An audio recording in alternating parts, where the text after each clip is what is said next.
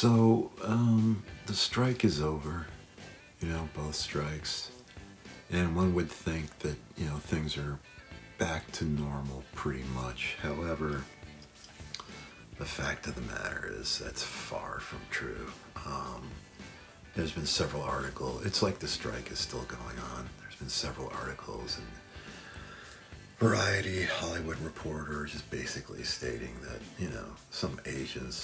most agents aren't even sending things out because they're going to get these really horrible low-ball offers because they're not buying anything. And you hear, the retort, that'll figure itself out in about, 9 months already. But it's like, will it?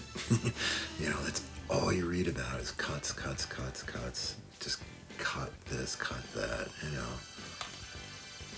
It's not clear, when or if things ever will get back to normal. And so therefore, we create metal material, specifically, you see a couple up here, the Real Casino, so forth. But the Starck Club documentary, Warriors of the Discotheque, has saved my ass, man. It's turned into a holiday film somehow. This December was incredible, mainly because of it's on Amazon Freebie. That's their, free ad-supported platform, kind of like Prime, but with commercials.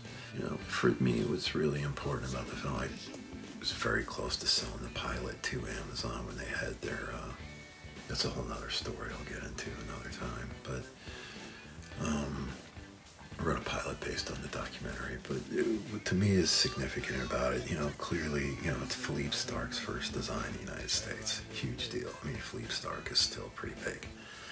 International, here, just go to the SLS, in Los Angeles, and, the Ian Schrager hotels. I mean, you can see the tremendous work he's done over time.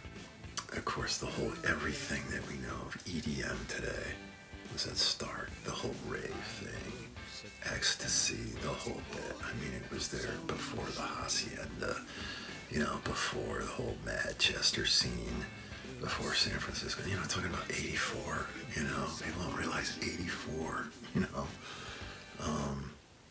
full 4 years before the whole Bay Area, whatever that whole scene becomes. So that's a big deal, but also the biggest thing to me about this documentary that has been proven so true, which is how club life has deteriorated since the 80s, and Dallas is a prime example. Dallas used to be an incredible club town.